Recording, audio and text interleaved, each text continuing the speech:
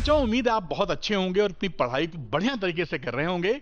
आज ये जो वीडियो है ये अल्टरनेटिंग करंट के ऊपर है। पिछले 10 सालों में जितने मेथड्स के सवाल आए हैं, मैं कोशिश कर रहा हूं कि उस सारे मेथड्स यहां पे इंक्लूड कर लें, यानी लास्ट 10 इयर्स पीवाईक्यूज। कई बच्चे पूछते हैं कि क्या ये पिछले साल में 10 साल में जितने सवाल आए हैं सब इसके अंदर हैं? तो इसका जवाब सुनिए, सब कोई भी टीचर या कोई भी बुक पब्लिश नहीं होती। उसका कारण क्या है कि एक साल के अंदर सीबीएसई 10 से 15 सेट बनाता है क्वेश्चन पेपर के। अगर 15 सेट बनाएगा तो 15 क्वेश्चन पेपर, और 10 साल की बात करेंगे तो 150 क्वेश्चन पेपर।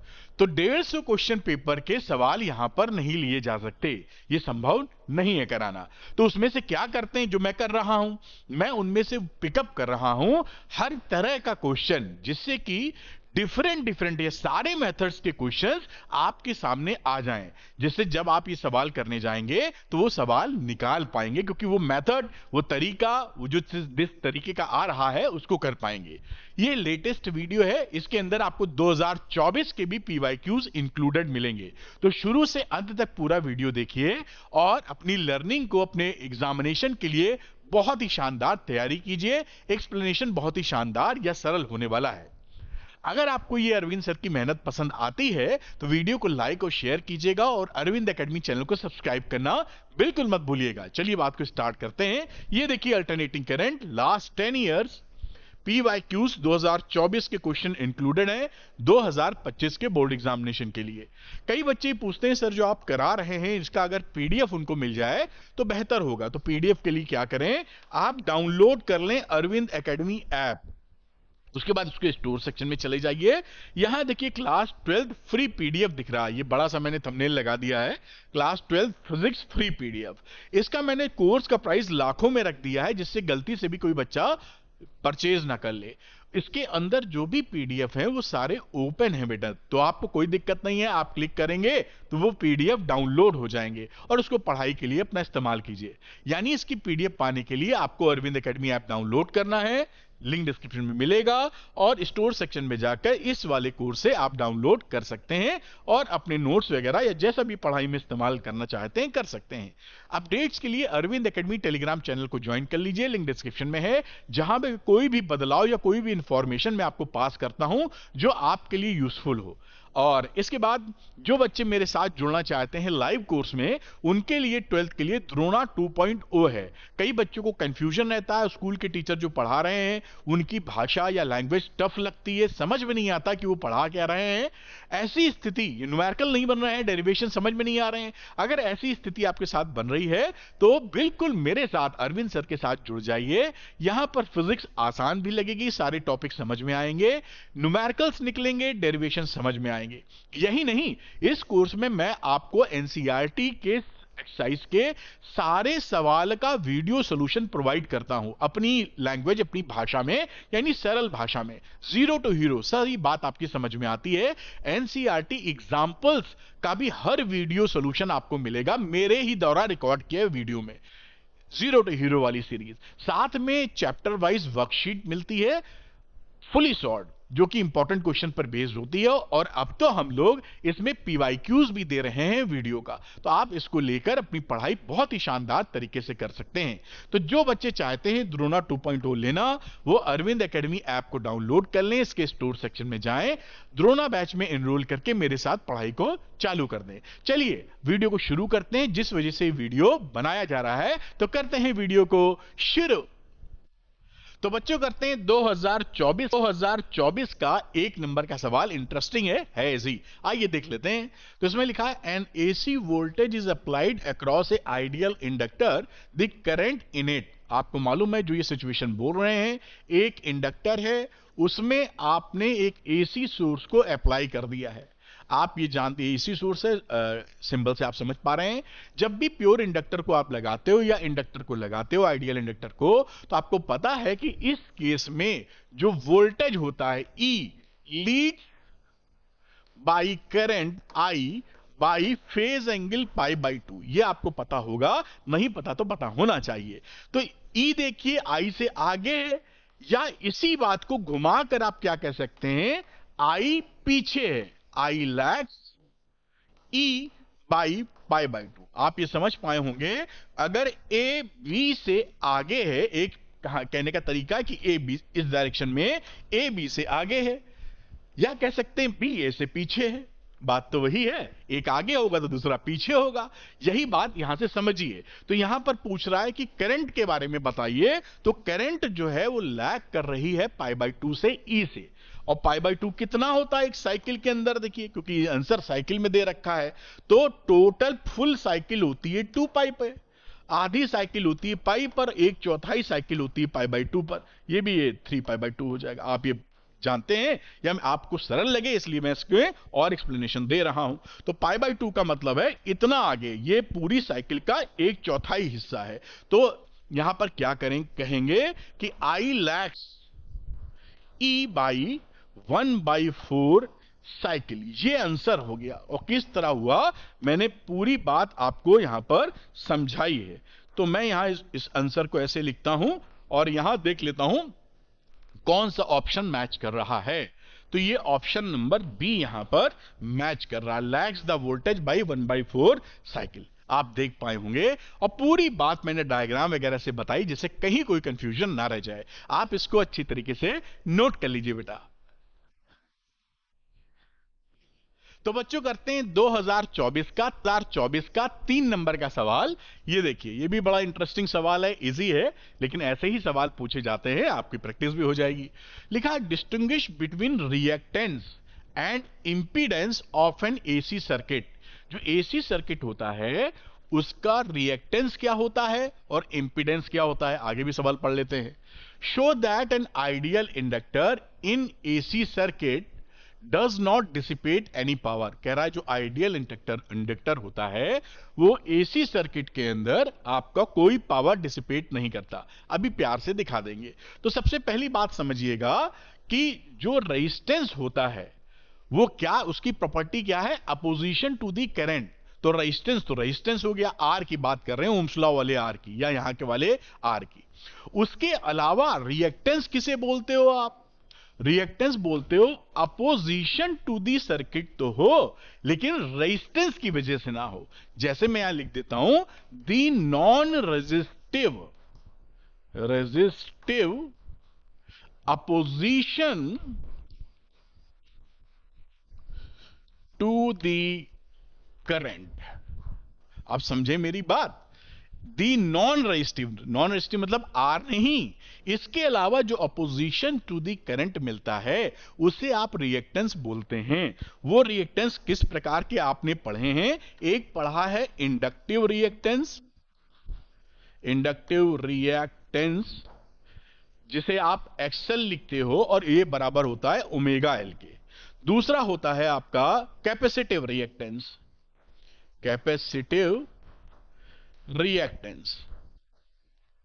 इसे कहते हो एक्सी, और ये होता है 1/ओमेगा सी के बराबर। इस रिएक्टेंस की साई यूनिट या आर की यूनिट ओम ही होती है। एसआई यूनिट इन सबकी क्या होती है, आपको पूछा नहीं है, मैंने जानकारी दे दी है, ओम। ये ओम ही होती है इसकी एसआई यूनिट। अब बात करते हैं भैया कि ये तो रिएक्टेंस हो गया, तो इंपीडेंस क्या होता है। आइए इंपीडेंस की भी बात देख लेते हैं, थोड़ा इसको बराबर में लेते हैं। और यहां मैं बात करता हूं आपसे इंपीडेंस। ये रहा इंपीडेंस। इंपीडेंस क्या चीज होती है, इंपीडेंस होता है total opposition to the current in AC circuit. तो टोटल या नेट, total opposition to the current in AC circuit लिख दीजिए, या जो आप और अच्छी भाषा कुछ लिखना चाहें तो वो भी लिख सकते हैं, in an AC circuit.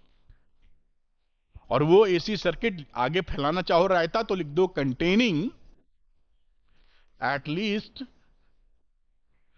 2 components of L C and R. मतलब उस सर्किट के अंदर एल केवल एल नहीं होना चाहिए, या तो एलसी हो या सीआर हो या एलआर हो या फिर तीनों हो। तो इस तरीके से उसको बोलते हो इंपीडेंस। और इंपीडेंस को क्या लिखते हो सीरीज एलसीआर सर्किट के लिए? उसकी वैल्यू देखते हो इन सीरीज एलसीआर सर्किट में जो इंपीडेंस की वैल्यू होती है, इंपीडेंस, उसे आप शो करते हो Z से और उसकी वैल्यू लिखते हो आर स्क्वायर प्लस, अब जो बड़ा हो पहले, जो छोटा हो बाद में। नॉर्मली मैं एक्सएल माइनस एक्सी लिख दे रहा हूं, ये सोच के कि एक्सएल आपका एक्सी से बड़ा है। और चाहो तो फ्रीक्वेंसी मेंशन कर दो इसके अंदर, मतलब इस तरह भी लिखा जाता है, बिल्कुल परफेक्ट है। या इसी को कई लोग आर स्क्वायर और इसको लिख देते हैं ओमेगा एल और इसको 1/ओमेगा सी। यही बात है जो यहां लिखी है, ये दैट इज इंपीडेंस। इसकी भी जो एसआई यूनिट है वो ओम ही होती है ना, ये सिंबल है ओम का। तो इंपीडेंस क्या हो गया? जो एलसीआर सर्किट जिसमें कम से कम 2 कंपोनेंट है एलसीआर में से, उसका total opposition to the current, ठीक है, टोटल। और जब अलग अलग होगा, जैसे आर का होगा तो रेजिस्टिव सर्किट बोलोगे, उसके अलावा एल का या सी का जो है उसे बोलते हैं रिएक्टेंस। ये भी बात समझ गए। अब लास्ट वाली बात कुछ पूछी थी, उसको देख ले, मेरे दिमाग से उतर गई कि पूछी क्या है। अच्छा, इस आइडियल इंडक्टर एसी सर्किट में पावर कंज्यूम नहीं करता, तो ये भी बड़ी अच्छी और सरल सी बात है। देखिए यहां पर मैं यहीं लिख दूं या अगले में लिख देता हूं, चलिए यहां पर बात करी जाए तो फॉर आइडियल इंडक्टर, तो देखिए आइडियल इंडक्टर के केस में ये जो एसी सर्किट आप बनाते हैं, इसमें हम जानते हैं कि E leads I by pi by 2, यानी इसके अंदर फेज डिफरेंस कितना है ई एंड आई के बीच में, पाई बाई 2। और एवरेज पावर का फॉर्मूला क्या होता है बेटा? P average in AC circuit, in series LCR circuit, वो होता है ई आर एम एस या वी आर एम एस लिख दीजिए, into I R M S into cos phi, इसे बोलते हो पावर फैक्टर। और फाई यही फेज डिफरेंस है। तो इस केस में फाई की वैल्यू क्या है? यहां फाई की वैल्यू है पाई बाई 2। तो E R M S into I R M S into cos pi by 2 रख दोगे। कॉस पाई बाई 2 कितना होता है? ये 0 के बराबर होता है, तो पूरी वैल्यू हमारी 0 हो जाएगी। तो ये आप दिखा पाए, हेंस प्रूव्ड लिख दीजिए, हेंस प्रूव्ड कि जो आइडियल इंडक्टर होता है उसका average power consumption in one cycle 0 हो जाता है, क्योंकि ई आई से पाई बाई 2 एंगल से लीड कर रहा होता है। बड़ी सिंपल सी बात है, लेकिन जो पूछा था उसको हम लोगों ने बहुत बेहतर ढंग से शो किया है। तो मैं यहां नोट करवा देता हूं, आपको टाइम दे देता हूं, कुछ बच्चे पॉज करके नोट करते हैं। तो ये सवाल है जो कि इंपॉर्टेंट सवाल है, क्योंकि आया ही हुआ है, और इसको आप नोट करिए। मैं हटता हूं, फिर ऊपर करूंगा, तो ये आप नोट कर पाए होंगे पॉज करके। इसको थोड़ा सा मैं ऊपर कर देता हूं यहां तक, इसको, ठीक है, बढ़िया। इसको नोट करिए, फिर अगली स्लाइड आपको दिखाता हूं। ये रही इसकी अगली स्लाइड, इसको भी आप बढ़िया से अच्छी तरीके से बेटा नोट कर लीजिए। तो बच्चों करते हैं 2024 का 1 नंबर का सवाल। ये देखिए, विच ऑफ द फॉलोइंग क्वांटिटी या quantities remains same in primary and secondary coils of an ideal transformer। जैसे current, voltage, power, magnetic flux 4 लिखा हुआ है। आपको याद होगा, आपने पढ़ा जरूर होगा ट्रांसफार्मर के बारे में, कि ये ट्रांसफार्मर में ये जिसमें एसी सोर्स लगाते हो उसको आप लिख देते हो primary, this is primary coil, और जिससे आउटपुट लेते हो उसे बोलते हो सेकेंडरी कॉइल। तो इन दोनों में सेम क्वांटिटी क्या होती है? तो एक पहली क्वांटिटी आप ये अजम्पशन लेके चलते हैं या सॉफ्ट आयरन लगाते हैं, इसलिए कि जो फ्लक्स इससे लिंक्ड है वही फ्लक्स इससे लिंक्ड हो जाए। फ्लक्स लीकेज नहीं होना चाहिए, ये आपकी कोशिश होती है बेहतर या आइडियल ट्रांसफार्मर के लिए। तो उसके लिए पहली बात क्या हो गई? मैग्नेटिक फ्लक्स ये हमारा सेम होना चाहिए। किस में same? Primary and secondary coil के लिए। पी एंड एस लिख देते हैं, समझदार हो इतने। दूसरी बात, आइडियल, ये जो बातें लिख रहे हैं ना, ये आइडियल ट्रांसफार्मर की है, ये हो नहीं पाता लेकिन कोशिश रहती है। दूसरी चीज पावर, इनपुट पावर बराबर पी आउटपुट पावर, ये भी सेम रहता है आइडियल ट्रांसफार्मर के लिए। और करंट और वोल्टेज तो बदली ही जाती है। आप जब आप वोल्टेज को बढ़ाते हो, वोल्टेज को अगर इंक्रीज कर रहे हो तो स्टेप अप ट्रांसफार्मर यूज करते हो, इसीलिए तो होता है ये ट्रांसफार्मर। ई बढ़ेगा तो आई घट जाएगा बेटा P is equal to V I. और इसी तरह जब आपको ई घटाना होता है तो स्टेप डाउन लिखते हो, स्टेप डाउन ट्रांसफर। तो ये तो सेम होगी नहीं, और इस करंट में ये घट रहा है तो ये बढ़ जाएगा। तो ये दोनों तो सेम रहेंगे नहीं, current end voltage. Power same रहेगी या magnetic flux? Answer is D. तो यहां पर आंसर, क्योंकि पावर भी सेम रहनी है और मैग्नेटिक फ्लक्स भी सेम रहना है, इसलिए ऑप्शन नंबर डी सही है। मैंने पूरी फोटो बना के सब समझा मारा है कि जैसे आपको कोई कष्ट का सामना ना करना पड़े। इसको अच्छे से नोट कर लीजिए आप। पहला क्वेश्चन 2000 ये 23 का इंपॉर्टेंट है और बहुत आसानी से आप कर सकते हैं। इसमें पूछा है the figure shows variation of current I, ये देखिए इधर आई दे रखा है, एंड टाइम टी, ये दो डिवाइसेस हैं, इनके बीच में आई टी दिया है, पी क्यू आर, ये पी है, क्यू है, आर है, एस है।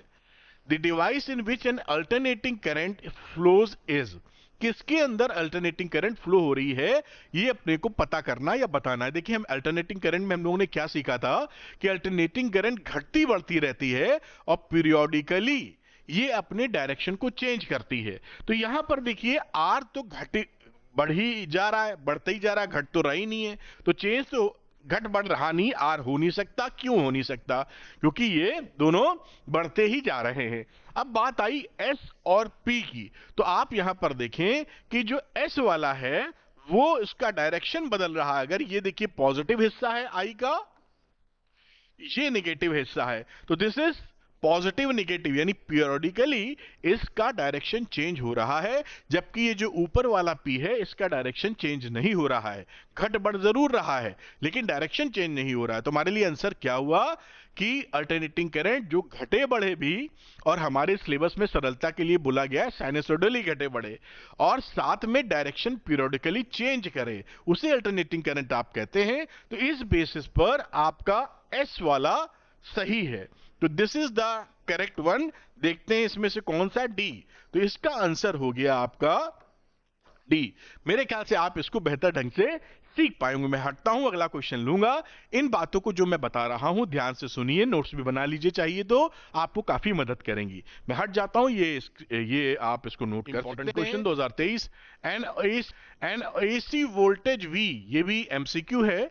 An AC voltage V is equal to V naught sin omega t is applied to a series combination of a resistor R and an element X। मतलब कुछ ऐसा रहा होगा, आपको समझाऊं तो ये रेजिस्टेंस है और कोई डिवाइस यहां लगी है, पता नहीं वो क्या है, लेकिन एक डिवाइस है X, और इसके साथ आपने अल्टरनेटिंग करंट का ये एक सोर्स लगा रखा है जो कि V is equal to V naught sine omega t से सप्लाई कर रहा है। बहुत अच्छी बात है। ये कट्टम का निशान नहीं, इसको एक्स समझिएगा जो यहां बोला गया है। The instantaneous current in the circuit is this one, और इस सर्किट में जो करंट है वो है I is equal to I naught sine omega T plus pi by 4। ये करंट का हालचाल है। Then which of the following is correct? एक तो डिवाइस के बारे में लिखा है कि कैपेसिटर है कि इंडक्टर है, और साथ में एक्सी या एक्सएल की कहानी कही है। तो देखिए यहां पर कैसे आप इसको समझ सकते हैं, बहुत ही आसान है। करंट यहां पर लीड कर रही है वोल्टेज से। ये किस में होता है? ये कैपेसिटिव सर्किट में होता है। इंडक्टर सर्किट में वोल्टेज लीड करता है करंट से, और कैपेसिटिव सर्किट में जो करंट होती है वो वोल्टेज से लीड करती है। इसका मतलब क्या है? ये लीड करनी कैसे पता? इसका फेज ओमेगा टी है और इसका फेज देखिए ओमेगा टी में प्लस पाई बाई 4 जुड़ा हुआ है, यानी ये इससे आगे है। हिंदी में बोल रहे हैं, इंग्लिश में करंट लीड कर रही है वोल्टेज से। तो I is leading V by angle या बाई पाई बाई 4। इससे क्या हमको पता चलता है कि X device is a capacitor. Capacitor आप समझ गए होंगे, ये कैपेसिटर है क्योंकि कैपेसिटर के अंदर ही करंट लीड करती है वोल्टेज को। बड़ी अच्छी बात। अब कुछ और बातें भी लिखी हैं। अब भाई ये इंडक्टर वाला बात तो गलत हो चुका है, तो इसको तो उड़ा दो। अब एक्सी और आर का रिलेशन की बात कही, देखिए पहले और चौथे में, तो हमें ये पता होता है कि इन कैपेसिटिव सर्किट 10 फाई की वैल्यू होती है एक्सी अपॉन आर, है ना। आपको उम्मीद कर रहा हूं इसको आप पकड़ के रखे होंगे। अब यहां पर फाई कितना है, पाई बाई 4, जो फेज डिफरेंस होता है। तो यहां पर आपने लिख दिया 10 pi by 4 is equal to XC upon R. 10 pi by 4 होता है 1, एक्सी अपॉन आर, यानी एक्सी और आर की वैल्यू दोनों बराबर है। बस आंसर आ चुका है। ऑप्शंस देख लेते हैं। ये ऑप्शन नंबर डी सही है, एक्सी बराबर आर। तो यहां पर आपका करेक्ट ऑप्शन है डी। इसको आप नोट कर सकते हैं। कॉन्सेप्ट क्लैरिटी बनी रहेगी तो कैसा भी ट्विस्ट सवालों में आप संभाल लेंगे। इसको कर लीजिए। अगले सवाल की तरफ हम लोग चलने वाले हैं। 2023 का जो रीसेंट है। Which of the following statements about a series LCR circuit connected to an AC source is correct? AC source से सीरीज LCR सर्किट है, AC सोर्स से कनेक्ट है, क्या सही है उसके लिए स्टेटमेंट पकड़ना है। If the frequency of the source is increased, frequency source की बढ़ा रहे हैं, द इंपीडेंस जो कि Z होता है of the circuit first decrease and then increase. देखिए जो इंपीडेंस Z होता है सीरीज LCR सर्किट में, उसकी वैल्यू होती है under root R square XL minus XC का होल स्क्वायर।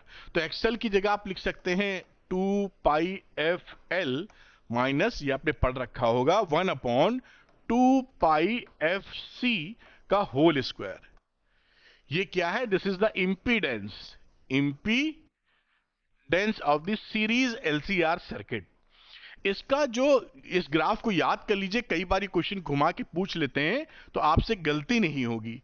ये है सोर्स की फ्रीक्वेंसी जो बढ़ा रहे हैं और ये इंपीडेंस के बीच का ग्राफ में प्लॉट करने जा रहा हूं। आपको ग्राफ कुछ ऐसा मिलता है बेटा, इस तरीके से। ठीक, यहां पर एक मिनिमम जो Z आपको मिलता है वो किस कंडीशन में मिलता है, जहां पर रेजोनेंस होता है, यानी Z मिनिमम की वैल्यू जो होती है वो होती है R के बराबर, और यहां पर आपकी रेजोनेटिंग फ्रीक्वेंसी मिलती है। ये ग्राफ, तो इस ग्राफ से क्या साबित हो रहा है कि जैसे जैसे आप फ्रीक्वेंसी को बढ़ाएंगे, इंपीडेंस पहले घटेगा, फिर मिनिमम आएगा, फिर आप बढ़ाएंगे तो ये बढ़ जाएगा। ये Z की कहानी चल रही है। तो इस वजह से ये जो पहला स्टेटमेंट है ये सही है, क्योंकि इसमें बोला है कि impedance of the circuit first decrease. ये देखिए ना, ये जैसे जैसे आप बढ़ा रहे हो ये इंपीडेंस घट रहा है, फिर लिखा एंड देन इंक्रीज, उसके बाद इंक्रीज कर रहा है। तो यहां पर ऑप्शन नंबर ए करेक्ट है। और ये आपको ये ग्राफ आप अपनी स्टडी में या अपनी जानकारी में इसको शामिल कर लें, क्योंकि इस पे बेस्ड क्वेश्चन आते हैं और अगर इस ग्राफ की जानकारी नहीं तो समय खाएगा या गलती हो जाएगी आपसे। बाकी जो बातें, क्योंकि आपके यहाँ सिंगल करेक्ट ही आते हैं, इसलिए बाकी बातें सही नहीं होंगी। चलिए देख भी लेते हैं एक बार। If the next reactance XL minus XC of the net लिखा होगा, नेक्स्ट लिख दिया है, of circuit becomes equal to its resistance, then the current leads the voltage by 45 degree. ये भी बात दुरुस्त नहीं है। नेट रेजिस्टेंस जो है वो रेजिस्टेंस के बराबर है, तो करंट लीड करे वोल्टेज को 45 डिग्री से। इसी तरीके से बाकी बातें लिखी हैं। At resonance the voltage drop across the inductor is more, same होता है कैपेसिटर के बराबर। अगली बात, at resonance the voltage drop across the capacitor is more, ये भी गलत लिखा हुआ है। तो only the correct answer is a. बाकी बातें आप जैसे मैंने बताया उसको ध्यानपूर्वक देख सकते हैं। चलिए मैं हटता हूं और इसको आप नोट कर लीजिए। सारे मैंने शुरुआत में रिसेंट वाले ले लिए हैं जिससे, और कोई क्वेश्चन छोड़ा नहीं है अपनी जानकारी के हिसाब से। तो what is the ratio of the inductive and capacitive reactance in an AC circuit. तो हम ये जानते हैं कि एक्सएल की वैल्यू होती है ओमेगा एल, और इसी तरह XC की जो वैल्यू होती है वो होती है 1/ओमेगा C। अब यहां पर इसका लेना है रेशियो XL/XC। तो क्या हो गया भाई, XL की वैल्यू हो गई ω/L और ये हो गया 1/ओमेगा C, वैल्यू हो गई ω²LC। ये रेशियो आ गया। इस रेशियो के हिसाब से आपका आंसर A बन रहा है। इस तरीके से आप इसको कर सकते हैं। देखिए सब बहुत आसान रहता है, थोड़ा सा कॉन्सेप्ट क्लैरिटी होनी चाहिए। इसको नोट कर लीजिए, कई बच्चे चाहते हैं कि स्क्रीन दिख जाए जिसको पॉज करके आराम से नोट कर पाए। क्वेश्चन आपके सामने, next question, A resistor of 30 ohm and a capacitor of this one are connected in series to a 200 volt and 50 hertz AC source। मैं इसका फोटो बना देता हूं आपके लिए, समझने में ज्यादा आसान होगा। ये देखिए रेजिस्टेंस, यहां कैपेसिटर और बेटा इससे लग गया आपका AC सोर्स। ये फोटो बन गई आपकी। कुछ और भी जानकारी है, आर है बेटा 30 ओम और कैपेसिटर इन्होंने दिया है, चमक रहा है 250/पाई माइक्रोफैरेड। लाइट थोड़ी ज्यादा है तो शाइन पड़ता दिखता नहीं है।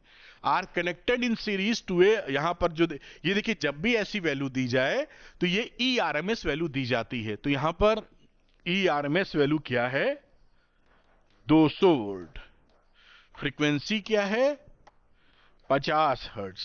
ये जानकारी आपको दी है। अब देखते हैं आगे क्या पूछ रहे हैं।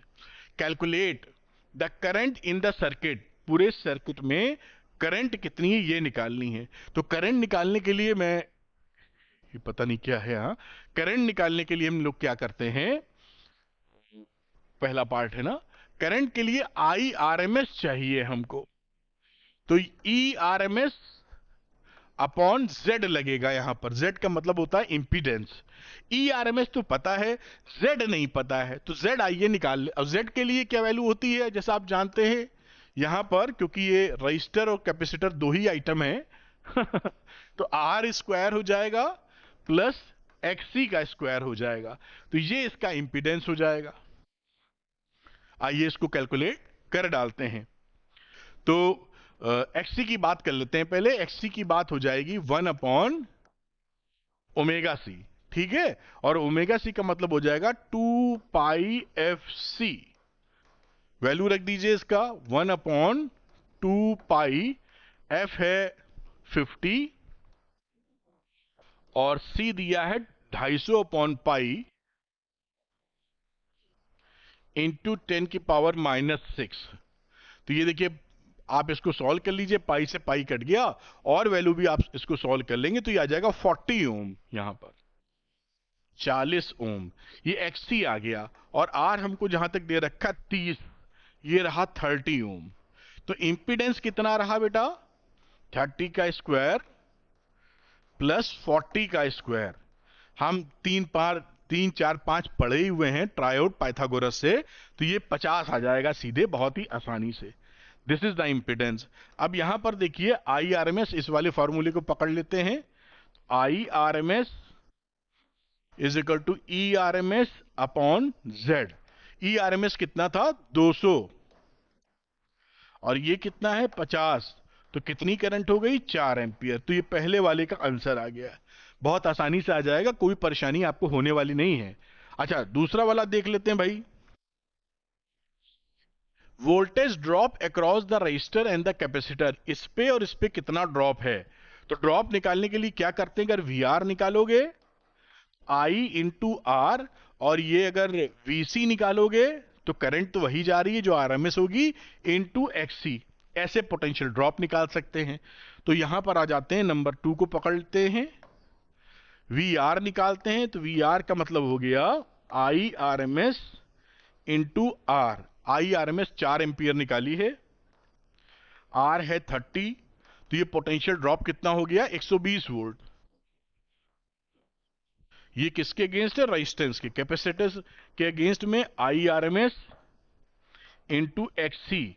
IRMS 4 एंपियर है और XC जहां तक 50 निकाली है, तो ये वैल्यू कितनी हो गई, विच इज 200 वोल्ट। तो कुछ गलत लिख दिया, ये 40 है, सॉरी। तो ये आपका 40 है, 160 वोल्ट। ये आपका पार्ट 2 का आंसर आ गया है बेटा। अभी देखते हैं पार्ट 3 हमारा क्या बोलता है। अब तीसरा वाला पार्ट, कलर को चेंज कर लेते हैं। लिखा है यहां पर, is the algebraic sum of these voltages more than the source voltage? If yes, solve the paradox. क्या कह रहे हैं, मैं समझाता हूं आपको। कह रहे हैं भैया यहां पर हम लोग जो अब तक पढ़ाई करते थे, ये वोल्टेज दे रहा है 200, और इन दोनों वोल्टेज को अगर मैं जोड़ूं, पार्ट नंबर 3,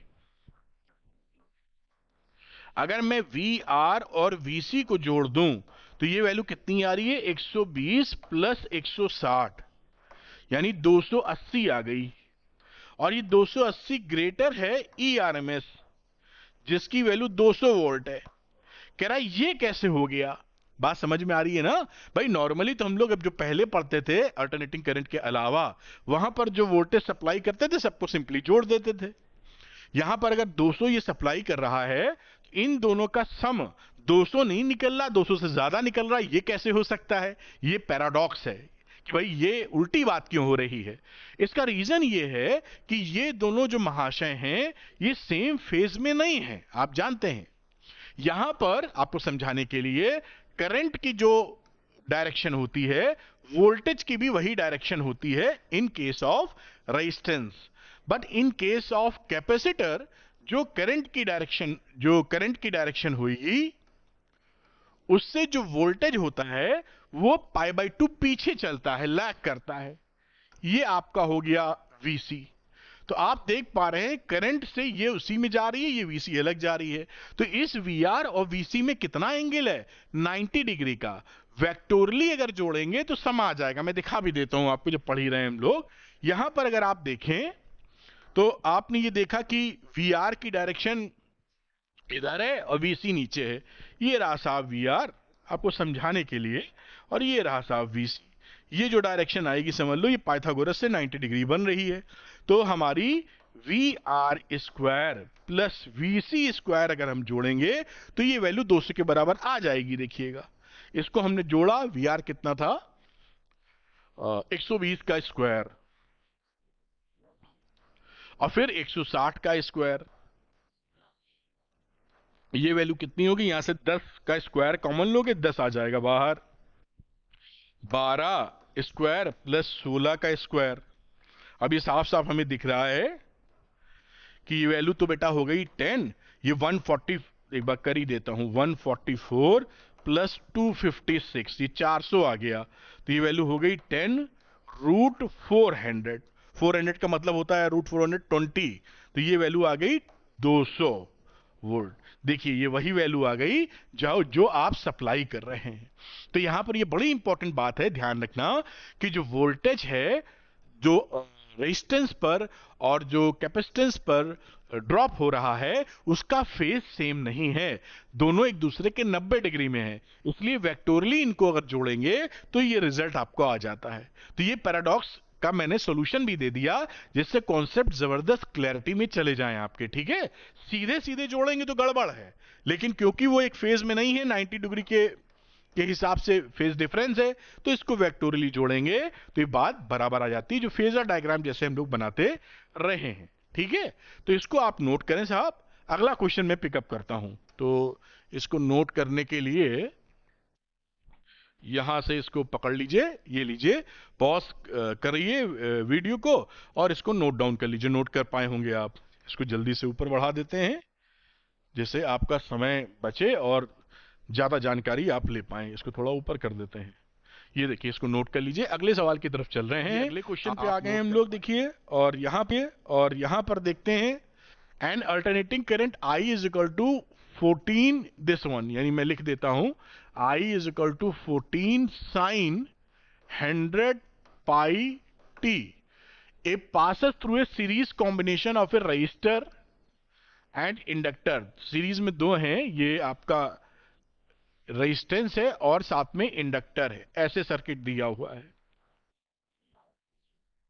और आर की वैल्यू दे रखी है 30 ओम और एल दे रखा है यहां पर 2/5 pi henry. Taking root two 1.4, calculate the RMS value of the voltage drop across the resistor and the inductor. हमको जो वोल्टेज ड्रॉप निकालना है, आरएमएस ड्रॉप निकालना है, इसका जो वी आरएमएस आएगा आर के लिए, उसे आप क्या लिख सकते हैं, आई आरएमएस इंटू आर, और इसका जो आरएमएस वैल्यू होगी कैपेसिटर के लिए वो होगी आई आरएमएस इंटू एक्ससी। इस तरह से मामला, एक्ससी कह रहा हूं, एक्सएल। तो ये आप इसको हम ऐसे सेटल डाउन करने वाले हैं। तो पहले एक्सएल निकाल लेते हैं इधर ही, इसके जरूरत तो पड़ने वाला है, विच इज ओमेगा एल। और यहां से देखिए इसको कंपेयर कीजिए स्टैंडर्ड इक्वेशन से, I is equal to I naught sine omega t. तो आपको आई नॉट की वैल्यू पता चल गई है 14 और ओमेगा की वैल्यू पता चल गई है 100 पाई। ये कंपेयर करने पर, इससे जब आपने कंपेयर किया है इसको, तो ये वैल्यू आपके हाथ लग गई है। तो ओमेगा 100 पाई है, तो 100 पाई आप पुट कर दें यहां, और एल कितना है 2/5 पाई। अब ये 20 दुआई 40 ओम आ जाएगा, 40 ओम आ गया। बात आपकी समझ में आ गई। और आई नॉट हमको पता है 14, तो आई आरएमएस क्या हो जाएगी, आई आरएमएस होती है आई नॉट अपॉन √2। आई नॉट है 14 अपॉन √2। देखिए बहुत आसान से करते चले जाइए। अब यहां पर देखिए पहला पार्ट का सॉल्यूशन जो हमें चाहिए था, आरएमएस वैल्यू वोल्टेज ड्रॉप, तो वी आरएमएस आर के हिसाब से, तो आई आरएमएस आर पर जो ड्रॉप है इनटू आर। आई आरएमएस क्या रहा 14 अपॉन √2, और बेटा आर क्या रहा 30। अब इसको आप सॉल्व कर लें तो ये वैल्यू आ जाएगी कितनी, जो भी वैल्यू आपकी आ रही √2 से रैशनलाइज वगैरह करके ये बराबर लिखा हुआ, तो ये वैल्यू आपकी देखिए कितनी आती, जितनी भी आएगी वो आंसर इसका हो जाएगा। यहां पर ये पूरी फिगर आती हुई दिख नहीं रही है। अच्छा, यहां पर एक इंटरेस्टिंग चीज दे रखी है सवाल को सरल करने के लिए, √2 1.4 है तो कट जाएगा। देखिए 14 अपॉन 1.4 इंटू 30। अब ये पॉइंट हटाएंगे, जीरो बढ़ा लीजिए यहां पर, तो 140 अपॉन 14 इंटू 30, ये रहा 10। तो ये वैल्यू कितनी हो गई 300 वोल्ट। आपका कैलकुलेशन आसान हो इसलिए पहले ही इन्होंने काम कर दिया था।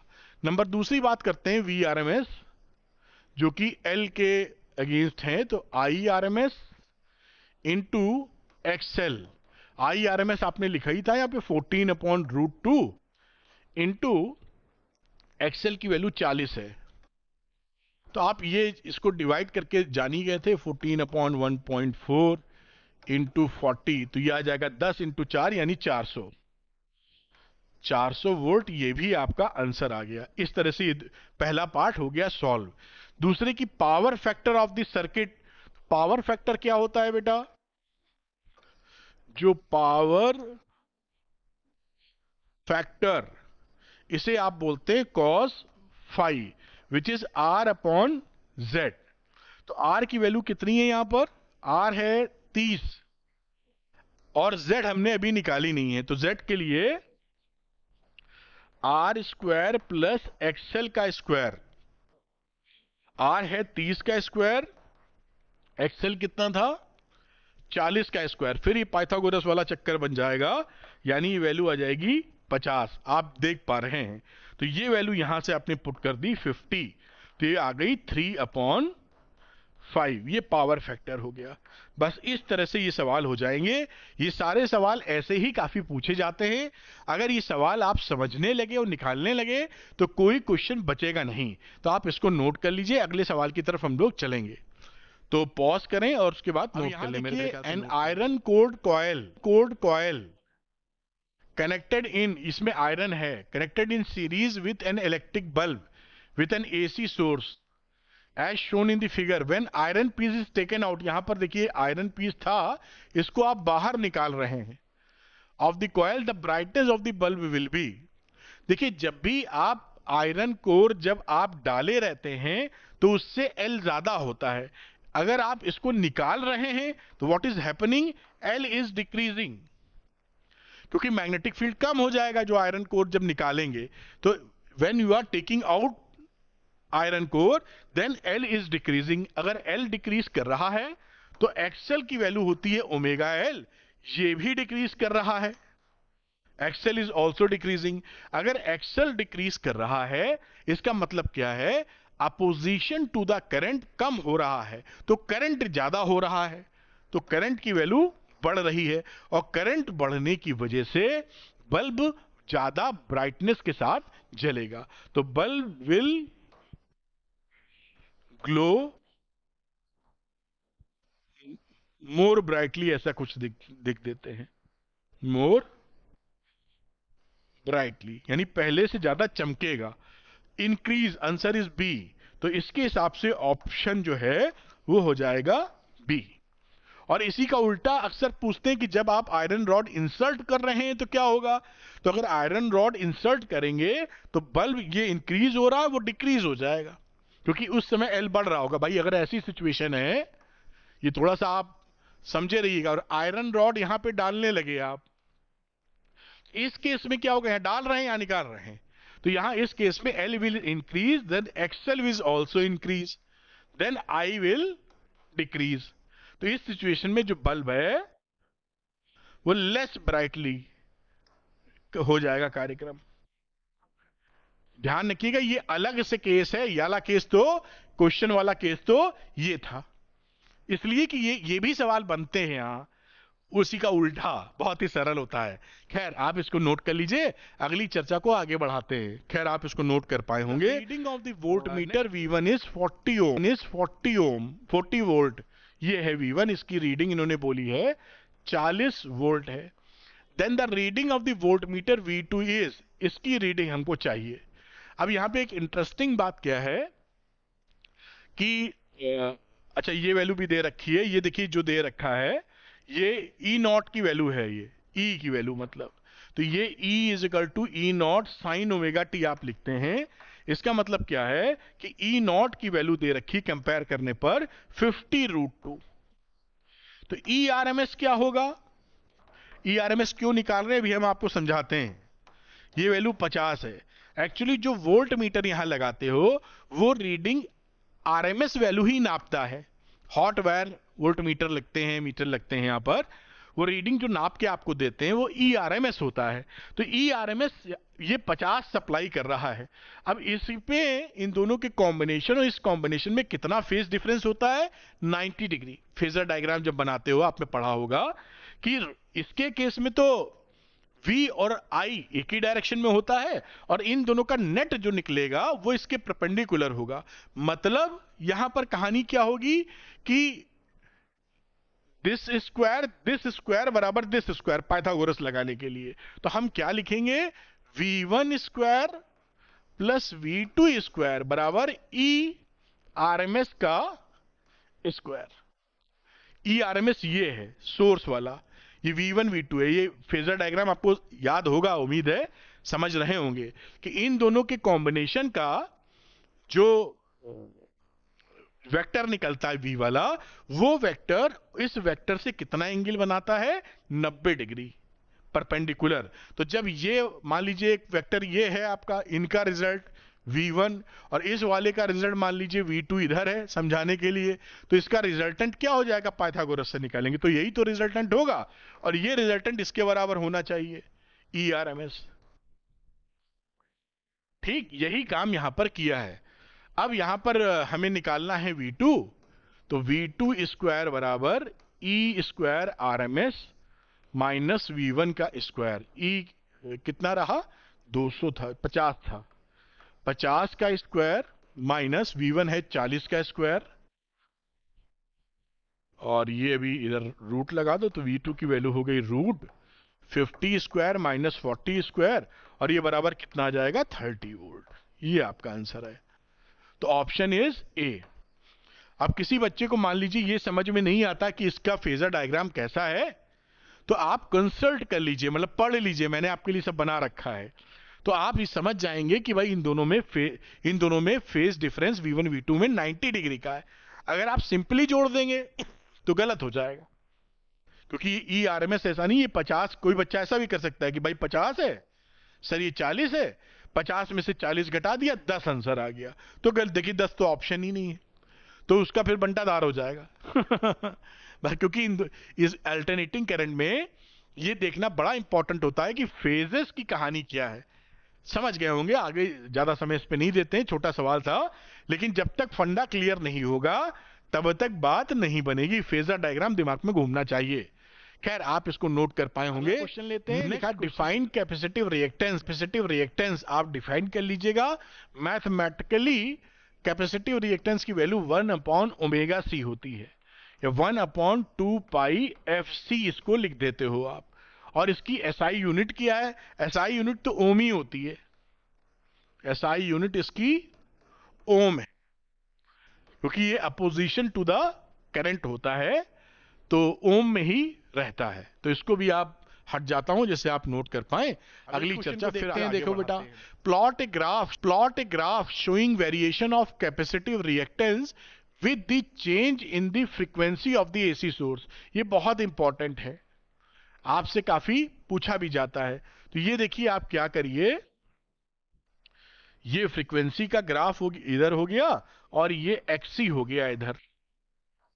हम ये जानते हैं कि जो एक्सी की वैल्यू, पीछे गलत तो नहीं लिख दिया, 1/ओमेगा c लिखा, ठीक है। तो यहां पर चले, ये एक्सी की वैल्यू पकड़ी 1/ओमेगा c या 1/2πfc। यहां पर आप एक्सी का प्रोपोर्शनलिटी 1/f से देख पा रहे हैं। ये क्या बनता है? Rectangular hyperbola. रेक्टेंगुलर हाइपर बोला, कोई दिक्कत नहीं, नाम ऐसा टेक्निकल है, बनता इस टाइप से ही है। थोड़ा सा ज्यादा अच्छा बना नहीं, लेकिन बनेगा ऐसे ही। ये आप ऐसे बना दीजिए, this is XC is inversely proportional to 1/f। ये रिलेशनशिप होती है। ये रिलेशनशिप आपसे काफी पूछी जाती है। तो ये ग्राफ आपको आना चाहिए इसी तरीके से। एक दूसरा ग्राफ भी होता है, शायद आगे हो तो मैं आपको समझा दूंगा। ये रहा, देखिए अगला क्वेश्चन, इंटरेस्टिंग क्वेश्चन है, सरल है, सरल है। The figure shows the graphical variation of the reactance of a capacitor. ये देखिए यहां पर क्या है, एक्सी है, विद द फ्रीक्वेंसी, यहां पर फ्रीक्वेंसी है, इसके बीच में ग्राफ प्लॉट करके दिए हैं। ये पूछ रहे हैं find the capacitance of the capacitor. हमें कैपेसिटेंस निकालना है, तो इस ग्राफ से ही निकाल सकते हैं। यहीं पे कर देता हूं पहला पार्ट। अब यहां पर देखिए, ये फ्रीक्वेंसी कितनी है, दिस इज 50, देख पा रहे हैं आप। और इस पे कितना रिएक्टेंस है, 12 ओम। तो एक्सी की वैल्यू कितनी है, 12 ओम एट फ्रीक्वेंसी 50 हर्ट्ज। हमसे पूछा क्या है, कैपेसिटेंस सी। तो हम ये जानते हैं एक्सी का फॉर्मूला होता है 1/2πfc। तो यहां से अगर मैं सी निकालूं तो 1/2πf एक्सी आ जाएगा। तो यहां पर वैल्यू रख देते हैं 1/2 इंटू 3.14। एफ कितना है, 50, और एक्सी कितना है, 12। अब इसको आप सॉल्व कर लीजिए, आपको वैल्यू मिलेगी 265 माइक्रोफैरेड। पहले का आंसर आपका आ गया, देखिए कितनी आसानी से। दूसरी बातचीत लेते हैं। An ideal inductor has the same reactance. एक आइडियल इंडक्टर है जिसका सेम रिएक्टेंस है 100 हर्ट्ज फ्रीक्वेंसी पर। तो 100 हर्ट्ज फ्रीक्वेंसी पर यहां देखें तो रिएक्टेंस कितना आपको मिल रहा है, ये लाइन देखें, वो मिल रहा है 6। ये इसका मतलब इन्होंने इससे जानकारी हमको क्या दे दी कि जो एक्सएल की वैल्यू है वो 6 ओम है, और उसके लिए जो फ्रीक्वेंसी है वो 100 हर्ट्ज है। ये जानकारी इसने दे दी है। As the capacitor has the same frequency, यही बात लिख रहे हैं। Find the value of inductance of the inductor. L निकालने की बात कर रहे हैं। तो ये हम बड़े अच्छे से जानते हैं कि एक्सएल की वैल्यू होती है ओमेगा एल, यानी 2πfl। एल निकालने जाएंगे तो एक्सएल अपॉन 2πf लिखेंगे। एक्सएल की वैल्यू 6 है, 2 इंटू 3.14, और एफ कितना था, 100। इसको आप सॉल्व कर लीजिए, आपको मिलेगा 9.6 मिली हेनरी। ये देखिए इसका आंसर मिल गया आपको। ये पहले वाले का इधर, सेकंड वाले का इधर, तीसरा वाला देख लेते। बहुत सरल है, बस ग्राफ बना के थोड़ा सा आपको डराने की कोशिश है। तीसरा पकड़ते हैं, लिखा है draw the graph showing the variation of the reactance of this with inductor with frequency. तो इंडक्टर की बात, फ्रीक्वेंसी और इंडक्टर के बीच का ग्राफ है। तो ये तीसरा पार्ट सी मैं यहां लिख दूं, ये तो ग्राफ आप जानते ही हैं, पढ़ा होना चाहिए। एफ की वैल्यू हो गई, ये एक्सएल हो गई ओरिजिन, और ये स्ट्रेट लाइन जाता है इस तरीके से, क्योंकि आप जानते हैं कि एक्सएल की वैल्यू होती है 2 पाई एफ एल। तो XL is proportional to L, linear relationship होती है जो आप यहां पर दिखा पा रहे हैं स्ट्रेट लाइन से। XL is proportional to L. ये तो ये सी पार्ट था, ये आपका बेटा बी पार्ट था, और ए पार्ट इधर आपने किया है, यहीं पर मैंने कर दिया, जो कि आपके लिए काफी आसान हो सकता है। इसको नोट कर लीजिए, अगले सवाल की तरफ हम लोग मूव करेंगे। तो मैं हटता हूं और अगला सवाल करेंगे, इसको नोट कर पाए होंगे आप। देखिए, पता नहीं ऐसे सवाल भी आते नहीं, ऐसे सवाल भी आते रहते हैं। Is connected across an AC source और voltage this one, V is equal to V naught sin omega t. The current through X is given as this one. अब देखिए, हम समझ गए, यहां पर आप भी समझ गए। यहां पर जो एसी सर्किट है उसमें एक डिवाइस लगा रखे हैं, मैं फोटो बनाऊं। ये X एक डिवाइस है और ये एसी सोर्स है। देखिए यहां पर V लिखा हुआ, आप भी समझ गए होंगे, V naught sine omega T. और इसमें जाने वाली जो करंट है वो है I is equal to I naught sine omega T plus pi by 2। तो आप ये समझ चुके हैं कि करंट लीड कर रही है वोल्टेज से पाई बाई 2 से। तो करंट वोल्टेज से किस में लीड करती है, जान गए आप? कैपेसिटिव सर्किट में। जो आपका इंडक्टर सर्किट होता है वहां वोल्टेज लीड करता है करंट से। तो ये कैपेसिटर है, कैपेसिटर। तो यहां से यहां आप लिख सकते हैं इससे कि I इज लीडिंग, क्या है, V by pi by 2, therefore X is a capacitor. ये पहला ए पार्ट था, ए आपने यहां पर कर दिया।